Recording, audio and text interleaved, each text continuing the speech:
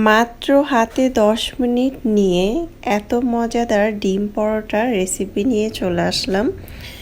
বেলার ঝামেলা ছাড়াই ডিম পরোটার রেসিপি করে দেখাবো আজকে। খুবই সহজ ডিম পরোটা তৈরি করা, যেমন সহজ খেতেও কিন্তু ভীষণ মজাদার, আর বিশেষ করে অনেক বেশি হেলদি। বাচ্চা থেকে বড় সবাই অনেক বেশি পছন্দ করবে। তো আর কথা নয়, 1 কাপ ময়দা নিয়েছি, পরিমাণ মতো লবণ দিয়েছি, অল্প অল্প করে পানি দিয়ে সুন্দরভাবে একটি গোলা তৈরি করে নিব, পাতলা গোলা। একবারে পানি দিতে যাবেন না। আমি এখানে 1 কাপ ময়দার মধ্যে প্রায় 1.5 কাপের মতো পানি দিয়েছি। আর দেখতে পাচ্ছেন আমি কিন্তু অনবরত নেড়ে চেড়ে দিচ্ছি। অনবরত নেড়ে চেড়ে দিয়ে পাতলা একটি গোলা তৈরি করতে হবে। এই তো দেখতে পাচ্ছেন গোলাটা কেমন হয়েছে, এরকম থাকতে হবে, কোনো পরিমাণ যাতে দানা দানা না থাকে। চামচ দিয়ে দেখিয়ে দিচ্ছি। তারপরে আরেকটি আয়োজনে চলে আসলাম। একটি বাটিতে নিয়েছি শসা কুচি আর কাঁচামরিচ কুচি, আপনারা চাইলে এখানে গাজর কুচিও দিতে পারেন।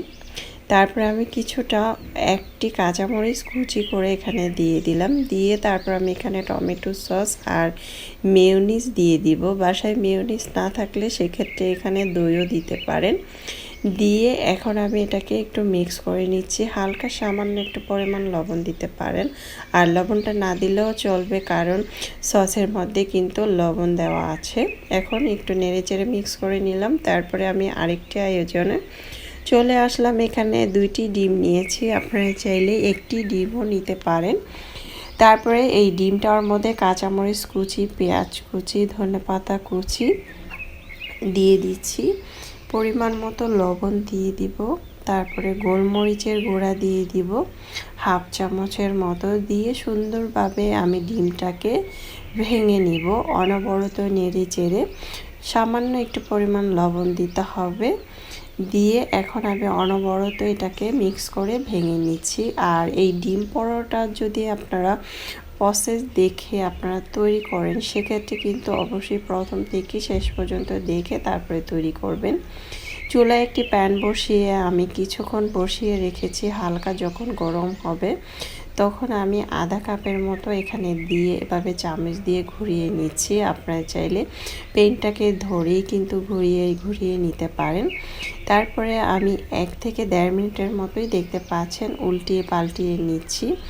এই রুটিটার মধ্যে কোনো পরিমাণ কষ্ট নাই, একদম ঝটপট, কিন্তু সকালবেলা এভাবে তৈরি করে বাচ্চাদের টিফিনেও দিতে পারেন। এখন উল্টিয়ে পাল্টিয়ে একটু চেপে চেপে দিচ্ছি।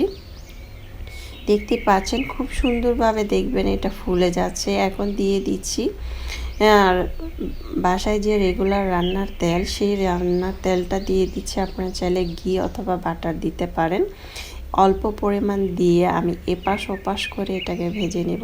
একটু ওপর থেকে চেপে চেপে দিলে দেখবেন খুব সুন্দরভাবে ফুলে যাচ্ছে। এভাবে করেই কিন্তু আমি সবগুলো পরোটা তৈরি করে নেব। আর এটা খেতে অসম্ভব মজাদার হয়েছিল। আর এটা কিন্তু যাদেরকে খাওয়াবেন তারা অনেক প্রশংসা করবে, আর বাচ্চারা সব সময় বলবে যে এই ডিম পরোটাটা তৈরি করার জন্য। তাই অবশ্যই আপনারা একবার হলেও ট্রাই করতে পারেন। দিয়ে তারপরে আমি এটাকে উঠিয়ে নিচ্ছি। ওই পেনটার মধ্যে আমি 1 চামচ তেল দিয়ে দিলাম। তেলটা হালকা গরম হয়ে আসলে এখানে একটু দিয়ে দিচ্ছি যে ডিমটা আমি গুলিয়ে নিয়েছি, সেই ডিমটার থেকে আমি অর্ধেকটা দিয়ে দিলাম। দেওয়ার পর আমি এভাবে করে ঘুরিয়ে ছড়িয়ে নিলাম। ছড়ানোর পরে হালকা এরকম কাঁচা থাকতেই কিন্তু উপর থেকে পরোটাটা দিতে হবে, যে পরোটাটা আমি ভেজে নিয়েছি। দিয়ে তারপর আলতো করে উল্টিয়ে নিতে হবে, সাবধানে উল্টাতে হবে। আলতোভাবে উল্টানোর পর তারপরে আমি এপাশ ওপাশ করে একটু হালকা ভেজে নেওয়ার পরে এখানে যে শসার মিশ্রণটা তৈরি করে নিয়েছি, সেই শসার মিশ্রণটা এখানে দিয়ে দিলাম অল্প করে। আমি কিভাবে তৈরি করছি সেটা আপনারা একটু ফলো করলেই কিন্তু আপনারা বাসায় ঝটপট তৈরি করতে পারবেন। আর এটা খেতে অনেক বেশি মজাদার হয়েছিল। এই 2টি ডিম দিয়ে কিন্তু পরিবারের সবাই এই নাস্তাটা খেতে পারবেন সকালবেলা। আর বাচ্চাদের টিফিনও দিতে পারেন। অনেক সময় অনেকের হাতে কম সময় থাকার কারণে অনেকে নাস্তা করেন না, কিন্তু এভাবে তৈরি করে কিন্তু আপনারা ঝটপট খেতে পারেন। আমি কিন্তু এভাবেই সবগুলো তৈরি করে নিব।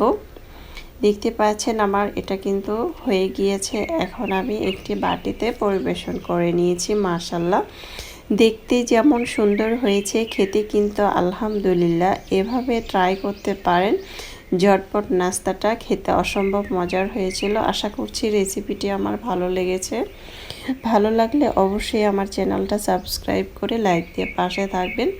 দর্শক, বেশি বেশি ভালো থাকবেন, খাবার কখনো অপচয় করবেন না। আমরা চাইলে এক এক দিন এক এক রকম করে মজাদার নাস্তাগুলো তৈরি করে খেতে পারি। বাচ্চা থেকে বড় সবাই অনেক বেশি পছন্দ করবে। চাইলে এভাবে ট্রাই করতে পারেন। আল্লাহ হাফেজ।